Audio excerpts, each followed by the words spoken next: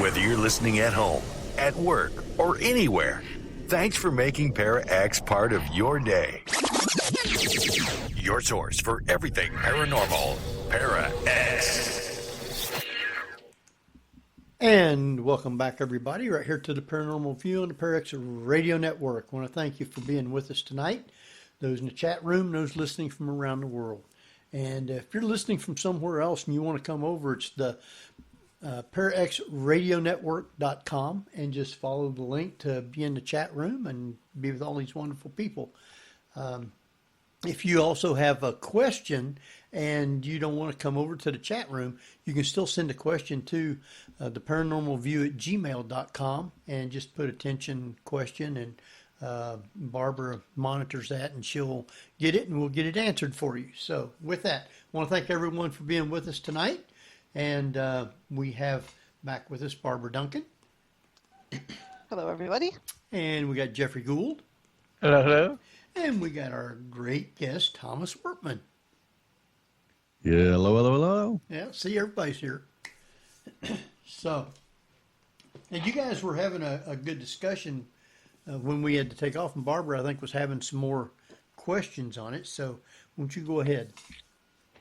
Well, I think it seems to me that anybody studying any sort of species, whether it's humans studying animal life or aliens studying human life, that the psychology would be a very big part of the survey, and it would lend to the whole idea that there is some sort of psychological analysis happening. And it seems to me that if they are telepathic in any way, they would assume or try to figure out if humans are doing the same thing, right? You'd think so. As a matter of fact, Barbara, I looked up, you know where I got the idea for that Bolero the shield? This is up Jeffrey's alley, too. There's a Twilight episode called The Bolero Shield that was on in I looked it up and said it was Twilight Zone. Twilight, okay. Yeah, or I mean Outer Limits, 1964. It's when they broadcast. I remember it being broadcast. And that was where I got the idea from, is you have to keep something to keep them out. Create a shield around you. And this episode featured an alien who had that ability to create a shield around it. Now, here's an interesting side note. I just happened to pull it up on the computer because I remember the name Bolero Shield. But I looked it up, and in the episode, they said that this is potentially where Barney Hill may have got the image in his mind of gray aliens, because the alien had these large eyes, and it was kind of somewhat like a gray alien. And there's a quote that I'm kind of looking here. It says, in all the universes, in all the entities beyond the universes, all who have eyes that speak. And I kind of remembered this thing almost like communicating, like in sense was looking at me eye-to-eye contact. But I just got, when I wanted to keep those things away, I just remembered that something like that episode and said, create a bubble around you, create a shield. But it kind of got me a couple weeks ago when somebody said that shield is still there. You know? Huh. Well, now, because you have been abducted and you've seen them and you could communicate with them, which means if aliens are not real, then you've got some sort of a deep problem. Well, but Henry, isn't that something they always ask you at times when they do psychological evaluations? Have you ever seen aliens? Right, right. But with as many, and with you, I believe it. So if we know that they're real and that they're here, they're still not acknowledging it. Right. Put on those Roddy Piper sunglasses and. I heard somebody's chicken. Okay, well, here's the point: that UFOs can be a lot more tangible, whereas the existence of a ghost is a lot more intangible right at the moment than, say, UFOs. Simply because there is these anomalous radar blips. There are photographs which can be unexplained.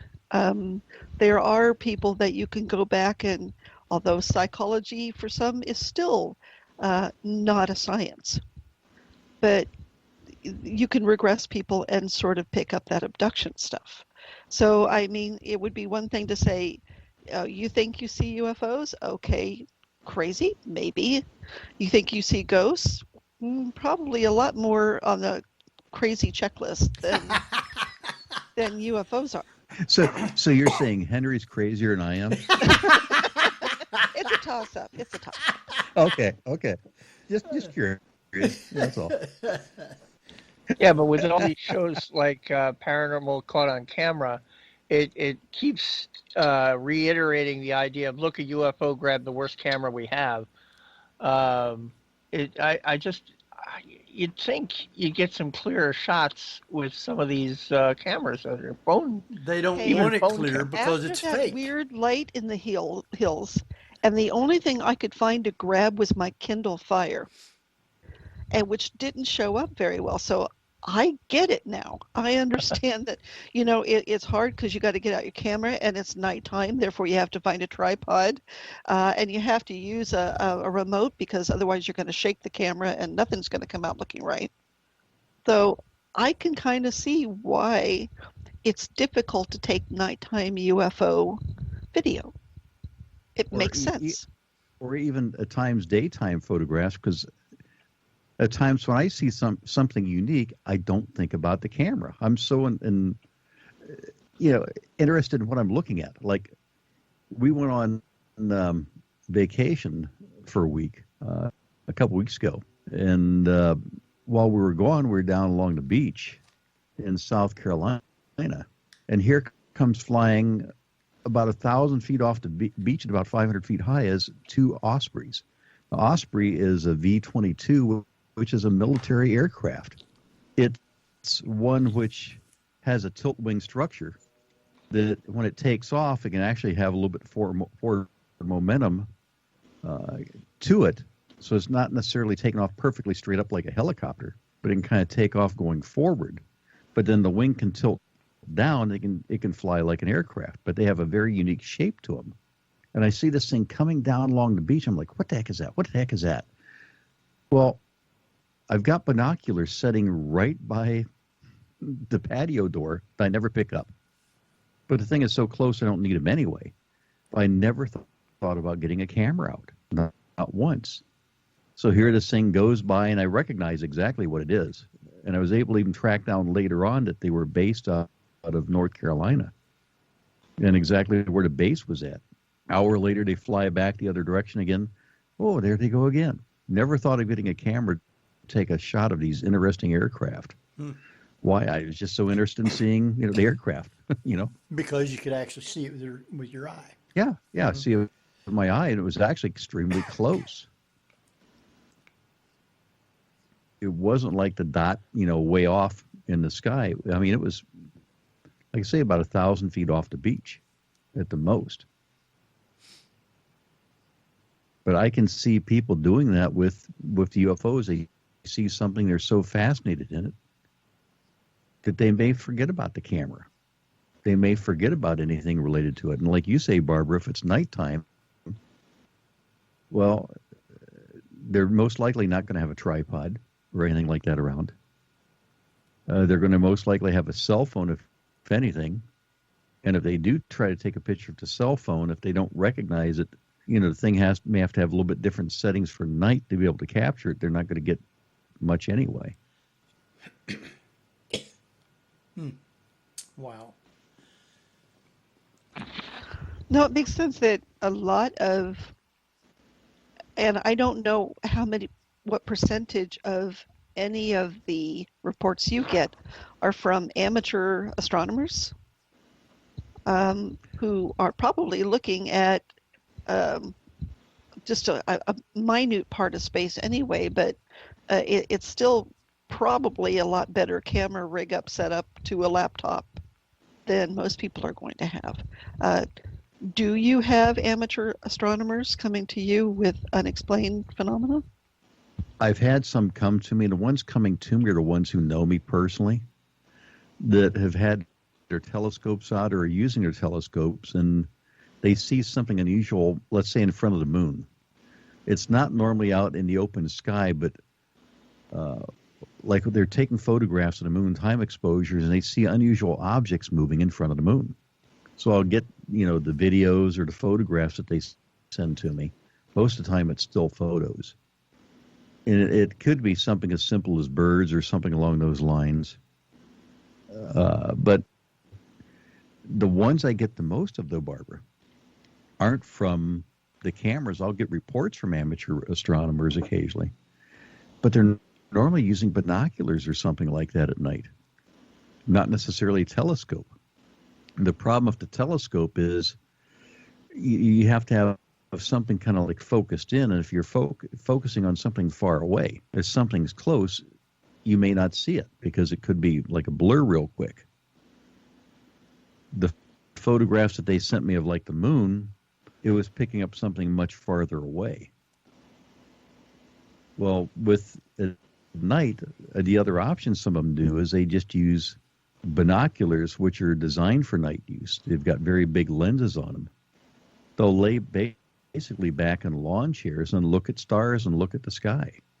And that's where I've had 3 different ones come up to me and say, hey, I saw this huge black triangle pass over at night.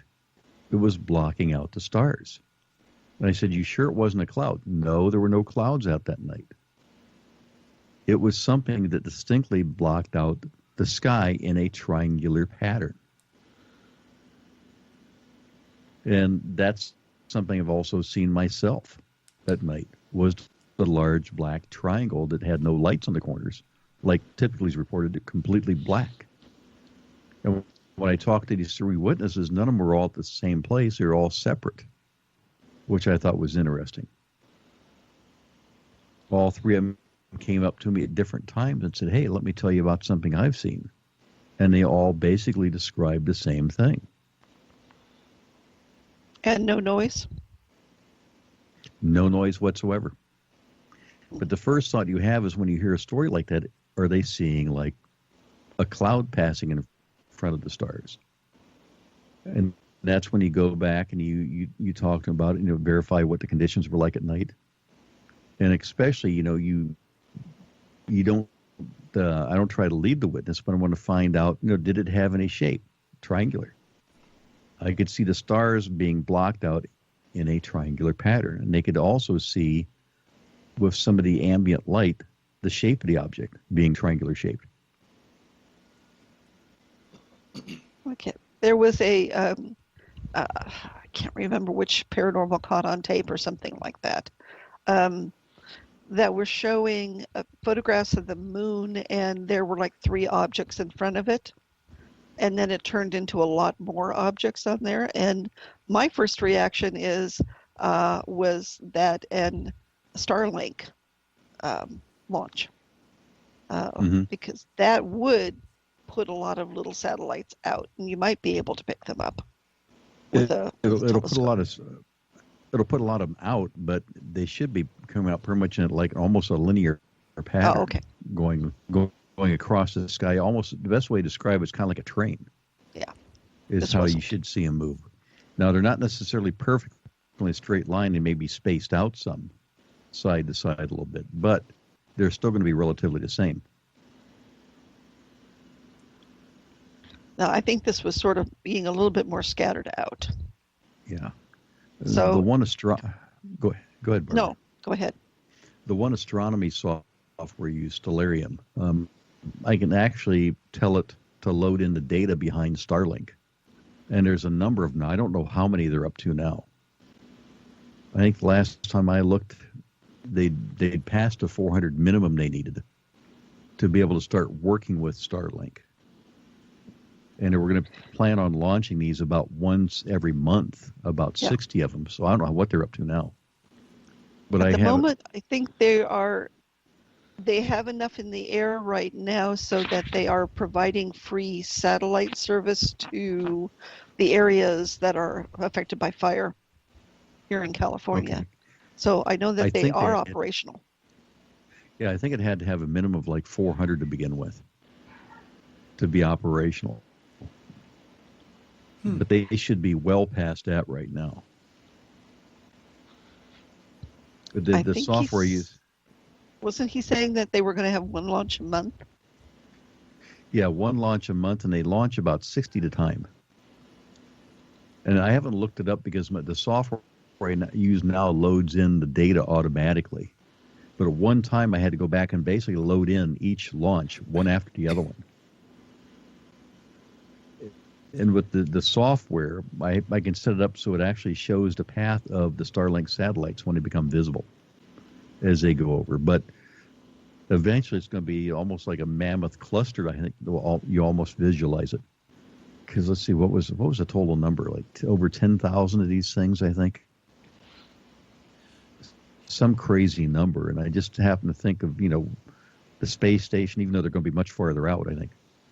But you think of all this debris up there at times. So what are these satellites supposed to be sending back? It's going to be internet access. That's what they want. They want to basically provide like a global internet access around the whole world. So you could almost picture, Henry, these satellites being up high enough, spaced out in a pattern that you can basically get internet anywhere. Now, the first question I've got is it going to be cheaper than what I'm paying right now of AT&T? There are 422. 422? Okay. Mm-hmm. I knew it had to be someplace over 400. But I didn't know if it had been slowed down any because of pandemic, their launches. I don't think so. But it seemed like Musk seems like he really has it rolling right there because it's an amazing thing that they've done. I mean, you think about it. Here they've got a rocket going up every month containing 60 new satellites each time. Just the process of building all those satellites, much less the rocket behind it, and staying on a schedule like that's incredible. Yeah. So who do you have to see about getting in to where you can get service from these satellites? That I don't know. I haven't even looked that far yet. If you go to the Starlink website, they had a group of people in there who were doing beta tests, but I don't know if they're opening it up to anybody but beta testers and emergency at the moment. So I wonder what kind of feeds that you can get from these. Shows from different countries or just for your area kind of thing or something? I'm not completely familiar with it.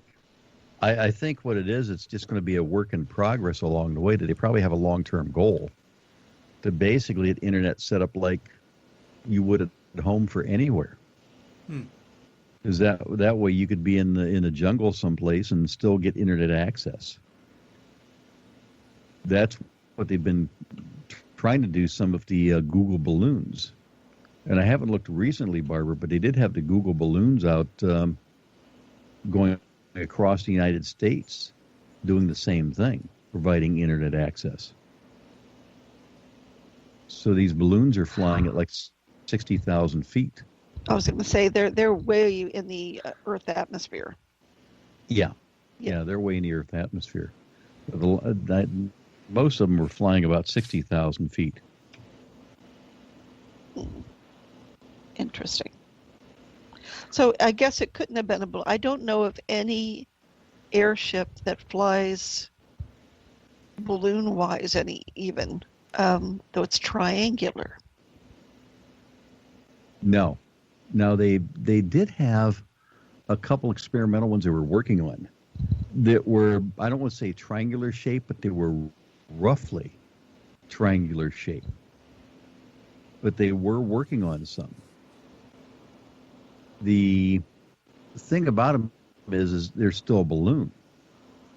And they're going to be controlled by the wind. They're not going to be fast. And the object I saw, and matter of fact, all the other witnesses saw, they said was basically something was moving relatively slow, like it didn't care. And the way they described it, it wasn't moving in the same direction as the wind. It was moving in a different direction, and the one I saw was actually going in the opposite direction of the wind. But it was just like it didn't care.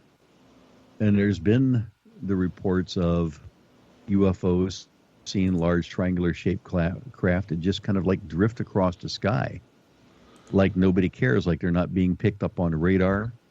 Unless somebody physically sees them, they don't know they're there. But yet they could be going right through an area where there's commercial airspace at. But they're just not being tracked by any electronic means. And certainly not a kite. No, definitely not a kite. And by the way, I just picked up one of the Google balloons. It's running at 75,000 feet.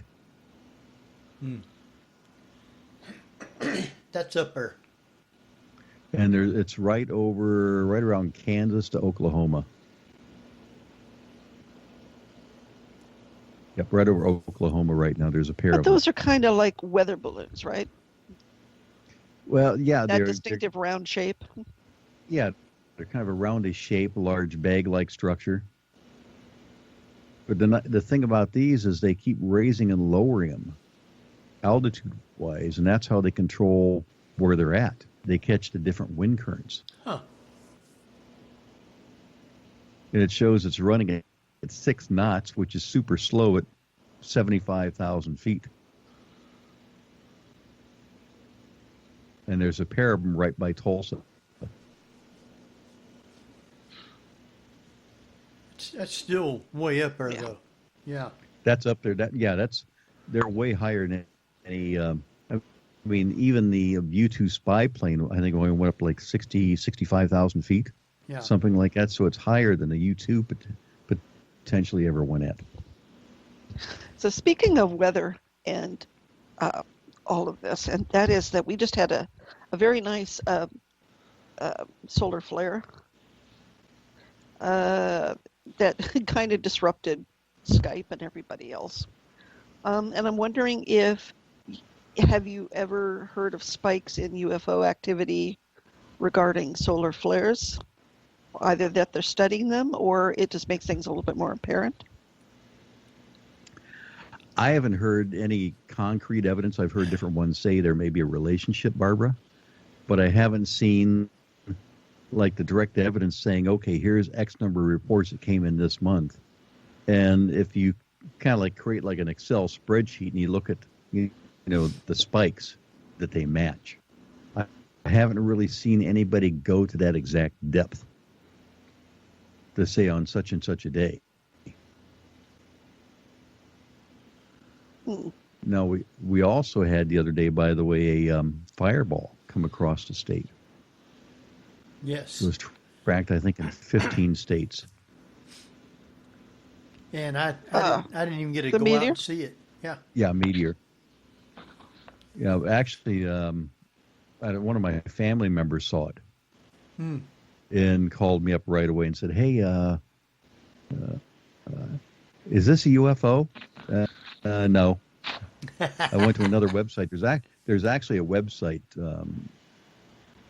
for meteors that show fireballs. And it's a site I'll go to occasionally when somebody ports like a UFO coming across. I may go in and look at this one also because what it does is it shows fireballs where they appeared at, how many states it was basically visible in, how many people saw it, basically reported it. And it's another good, interesting site to look at on occasion. And there's also some videos I found from like security cameras and stuff of the fireball, and it was impressive. It was big. Did they remember These to are- make a wish at least? No, I don't know if they wished on it or not, to be honest with you. And it's interesting. These are forecast meteors, or they're just reporting what is seen? They're reporting what is seen. Okay. They also have, by the way, though, the schedules of when the major meteor showers are.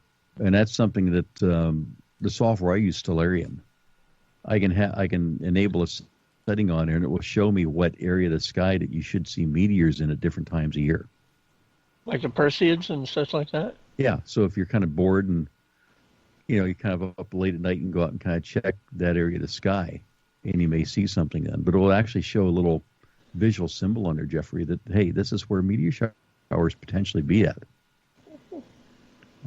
Some of the versions, even when they had some of the older iridium flares, you would see it actually flash like where iridium flare would be at. And these iridium flares were actually satellites that had these big reflector panels on that. When the panels turned at the proper time, as these things went around the Earth, they'd actually catch the sun, which was going down well over the horizon or coming up on the horizon before you'd ever see it. And the light would reflect off these panels. And the first time I saw it, it kind of freaked me out. I'm like, what the heck was that? Here's this flash in the sky. And people described it as basically the Starship Enterprise going into warp. Oh. They said, looked like the Starship Enterprise going into warp speed. or the space ball going into ludicrous speed. But when I checked it out, occasionally you'd see it was one of these iridium flares. And it was just a reflection off these solar panels from a satellite. Well, now that the government is looking into certain things, how much does that do away with MUFON? I mean, you guys still get contacted by people who see stuff, but is any of that actually going back to the government, or they're just dismissing it all? No, it's not going to affect us at all. We're still a private organization. We're still going to be looking at the reports from the everyday person, where I think what we're going to see is the project that the government has going on is going to be much more related to military incursions and military operation areas. That's what they're going to be really focusing on. We're going to be looking at everything, basically. Yeah, that's what I figured. They're only going to be dealing with what the military comes up with. Yeah, they're only going to be looking at theirs, because what they're going to say is this came in, let's say, from a pilot with, let's say, flying an F-18. They're flying an F-18 Hornet. We know the pilot. We know their training behind them. We know their background. We know everything about them. We can take the report. We can also collect data from their airplane if it captures radar data, infrared camera information. We've got that available. So they've got all these resources. The thing that you run into with the private individual, I mean, what we get is individuals reporting something that, hey, I've seen something unusual. I don't know what it is. Well, the thing that we run into, and you're going to run into this much more, I think, than, let's say, a military pilot, at least I hope, is I still get reports of people saying, hey, I saw something in the morning in the sky. It was there for quite some time. Yeah, it was Venus. It was in the east. And we still get that. We'll get people who say, hey, it couldn't have been a satellite. I know what a satellite looks like.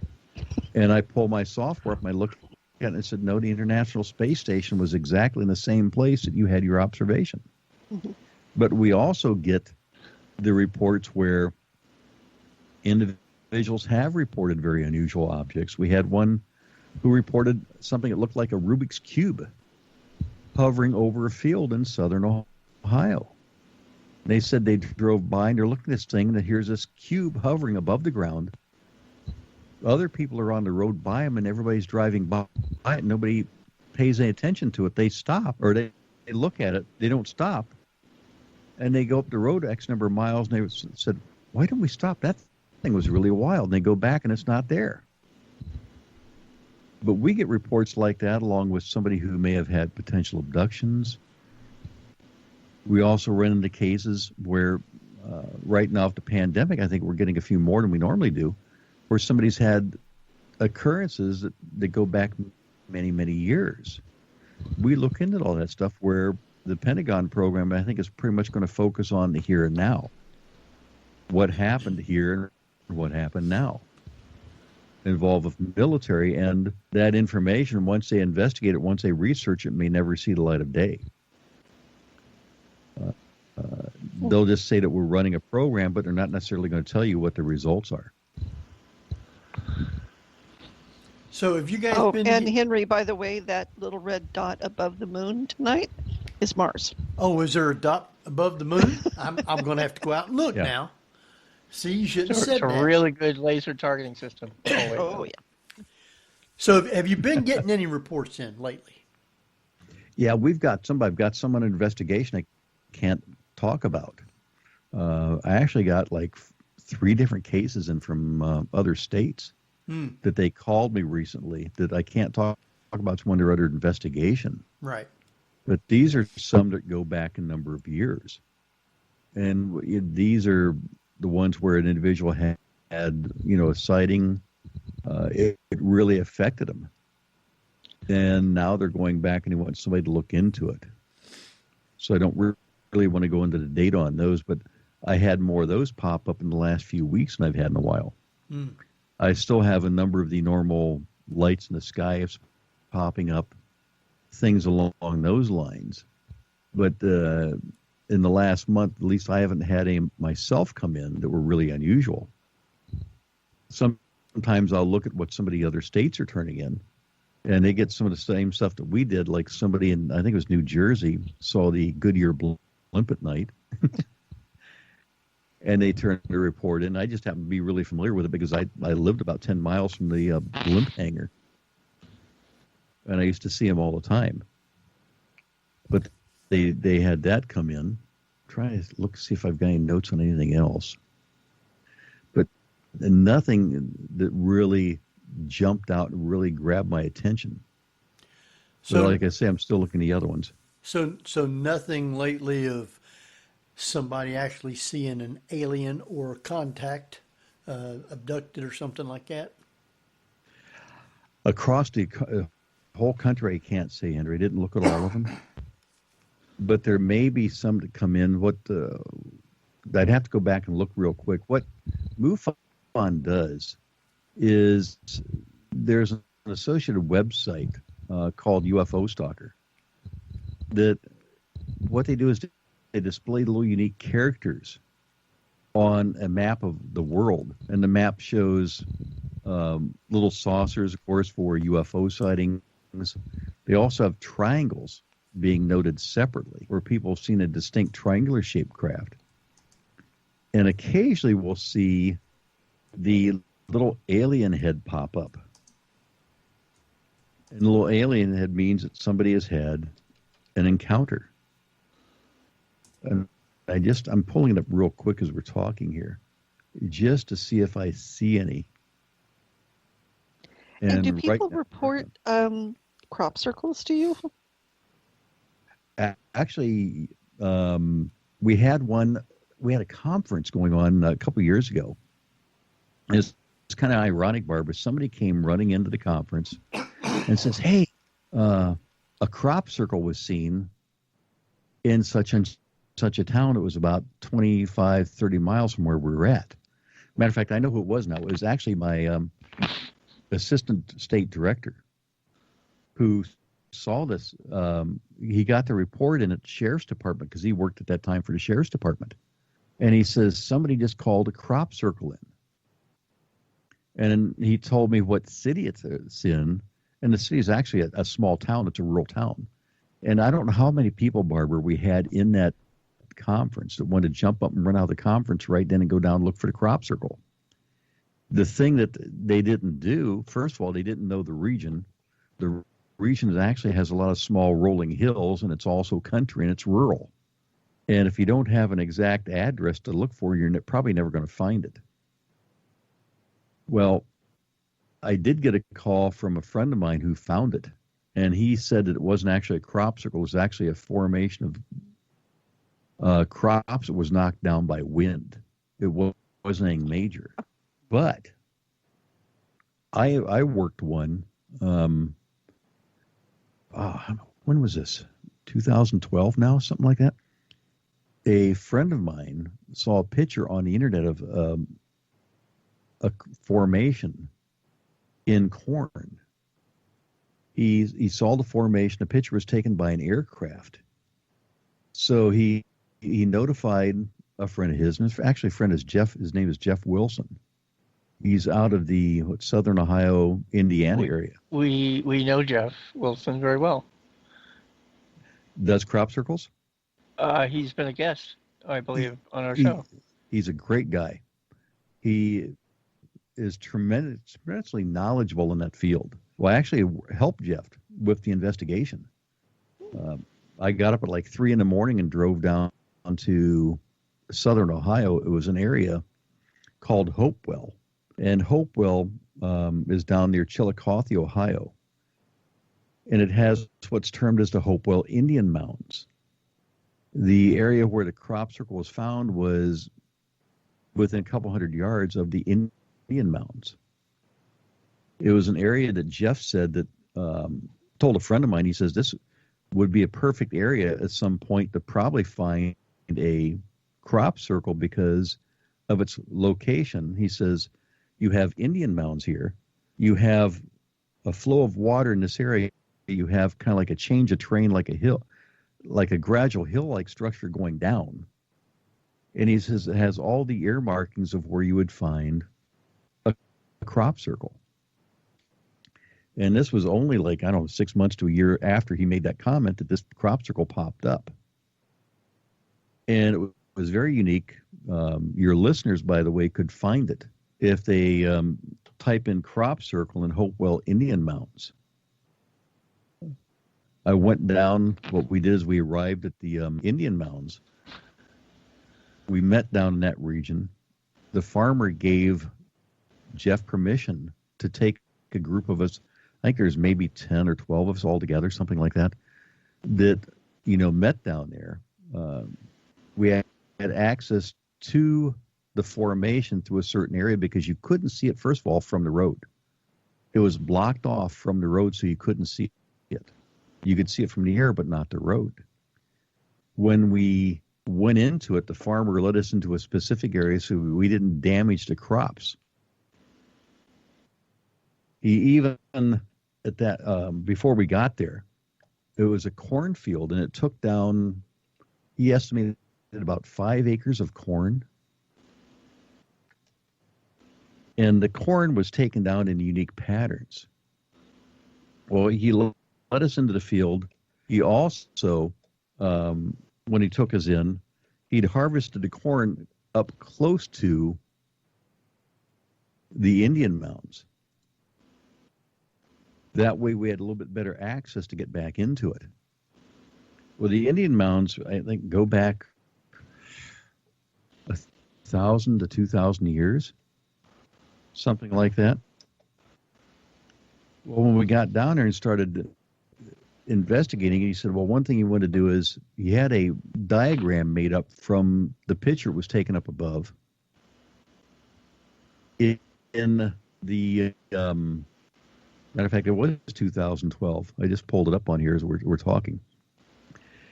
It was a unique pattern of like 7 arms with a series of, I try to remember how many circles it was, probably 40, 50 circles, something like that, and connecting each other. We started going into the crop circle, and this is something that's interesting, Barbara. We started going into one of the edge circles, myself and 2 of the other guys that were doing the measurements with me. We wanted to measure all the circles, find out the diameters of all of them, know the directions of any corn that was taken down in it, mark those up. And when we started going into the first circle, it was kind of unique because as we start going in, a couple of guys were with me. We were talking about how to measure this circle that was maybe only about 4 foot across, maybe a little bit bigger. Well, a couple of guys are arguing over how to measure a circle. I'm like, what's so hard about this? You go tape measure, go right across the center.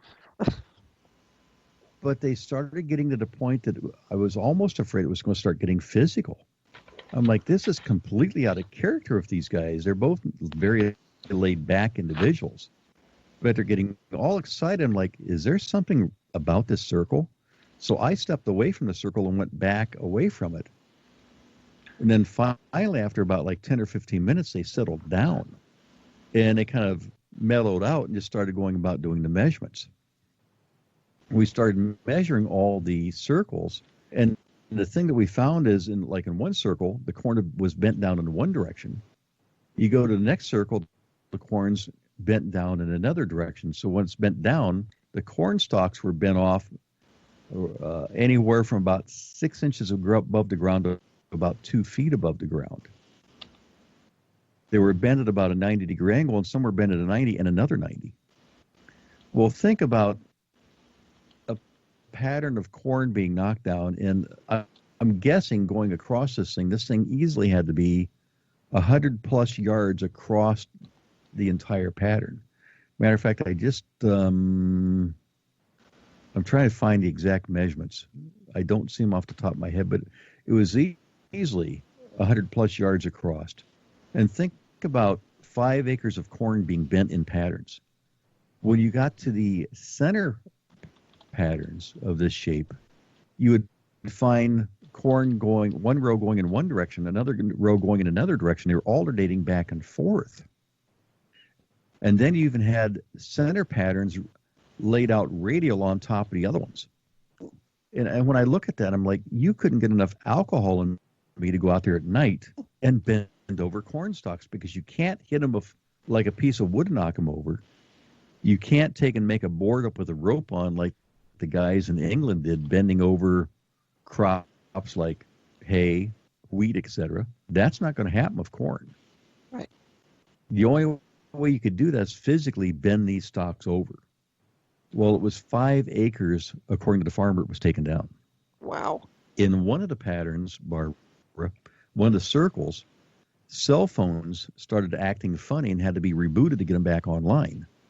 And I took along with me, besides using a compass on a cell phone, I took magnetic compasses with me, and the magnetic compasses started just spinning randomly in that circle. There were power lines at the far end. Could it be part of their propulsion system, or is it some sort of laser pattern that they're doing with these? Well, I think, because obviously they're not landing, Jeff, right? Yeah, they're not landing, because the only indication they had of anything happening in the area is there was a house a few hundred yards from where this happened at, and they said they just heard, I think it was like a buzzing sound coming from the field, but nobody looked out to see if anything was happening out there.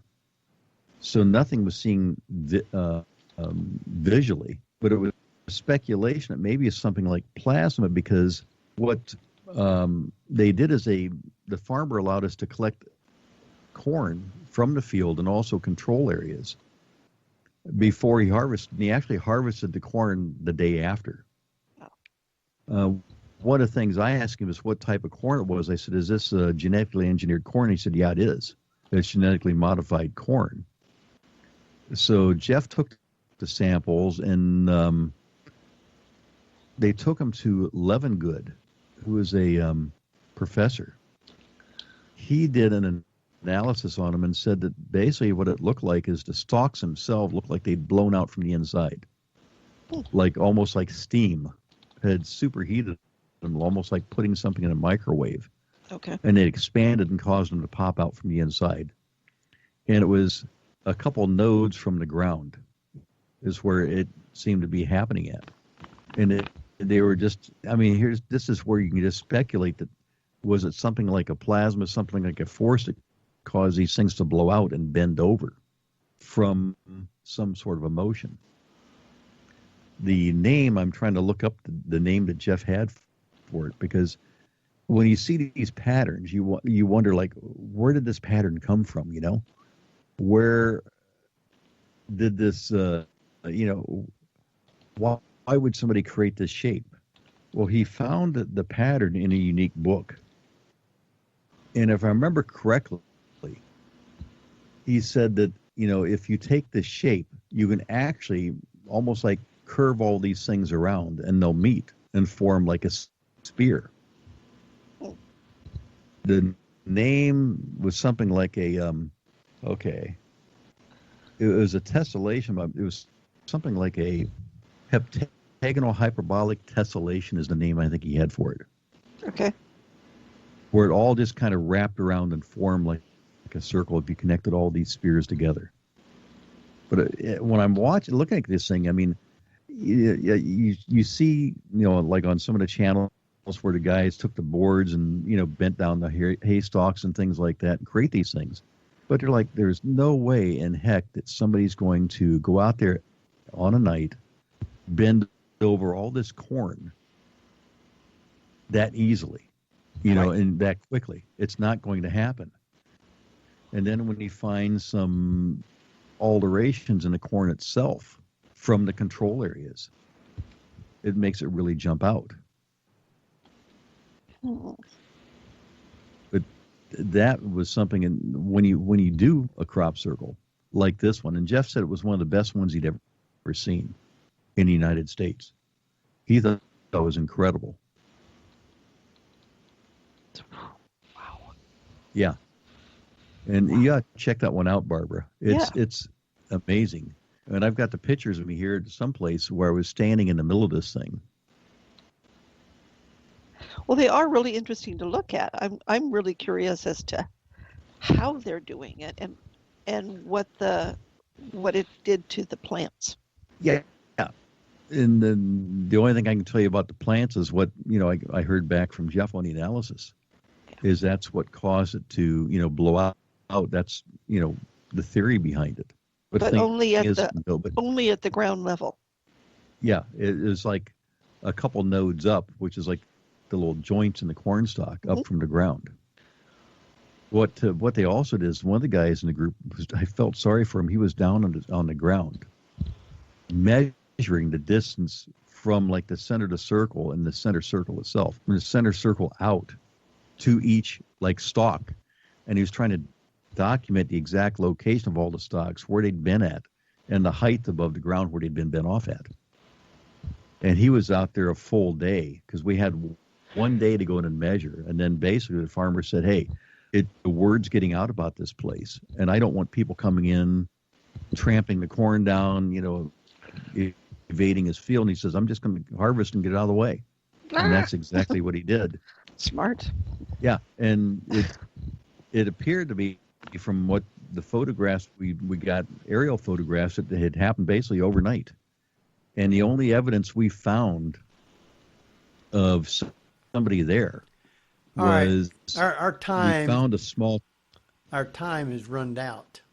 So, so what I want you to do, Thomas, is give out all your information, how people can follow you, and all that good stuff. And then stay on. We'll talk with you for a few minutes after we get off. Okay. If people want to follow me, check out my podcast. It's called Ufodyssey on Odyssey One. You can also find it on Spotify and the other podcasting networks. If you need to reach out to me, my email is mufon.twertman, like my last name, @gmail.com.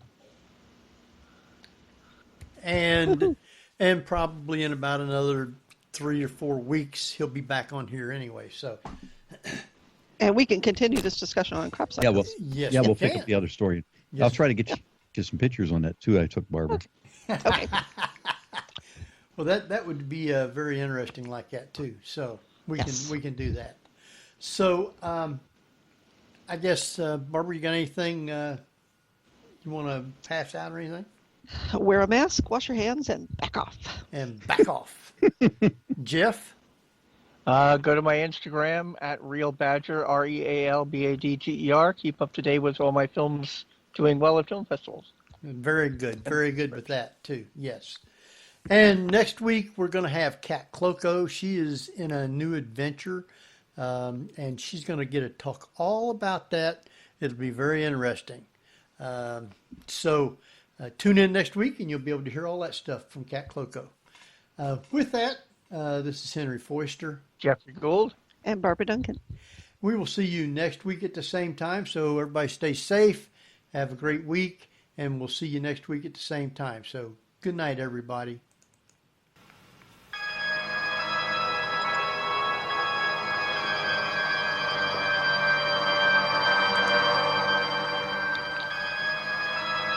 You've been listening to the Paranormal View on the ParaX Radio Network.